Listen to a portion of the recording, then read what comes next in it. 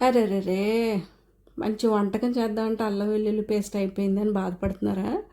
అయేం బాధ లేదండి. అందరూ చేసే పద్ధతి కాకుండా ఒకసారి నా స్టైల్‌లో ఈ పద్ధతి చేసుకోండి.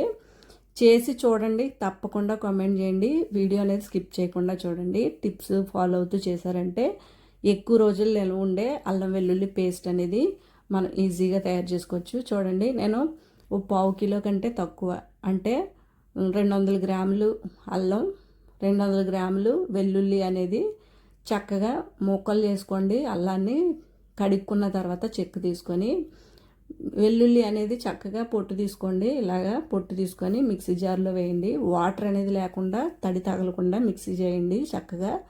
తర్వాత రాళ్ళుప్పు ఉంటుంది కదండి, రాళ్ళుప్పు, కల్లుప్పు. ఆ కల్లుప్పు ఒక పావు స్పూన్ వేసాను. తర్వాత ఒక హాఫ్ స్పూను పసుపు పొడి వేసానండి.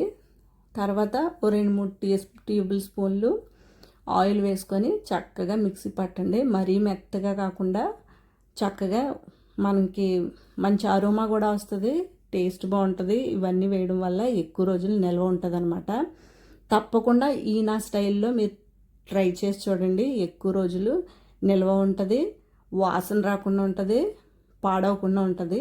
అందుకని ఇలాగా ఒకసారి ట్రై చేసి ఎలా కుదిరిందనేది నాకు కామెంట్ చేయండి. మరిన్ని వీడియోస్ కోసం మన అమ్మ సింపుల్ కుకింగ్ అండ్ వ్లాగ్స్ అనే ఛానల్ని లైక్, షేర్, సబ్స్క్రైబ్ చేయండి. పక్కనే ఉన్న బెల్ ఐకాన్ని ప్రెస్ చేయండి. నేను ముందు చేసే వీడియోస్ అన్నీ కూడా మీకు నోటిఫికేషన్ రూపంలో వస్తాయి. మీకు మాత్రం ఈ పద్ధతి ఎలా నచ్చింది, ఎలా కుదిరింది అనేది కూడా నాకు కామెంట్ చేయండి. మరిన్ని వీడియోస్ కోసం లైక్, షేర్, సబ్స్క్రైబ్.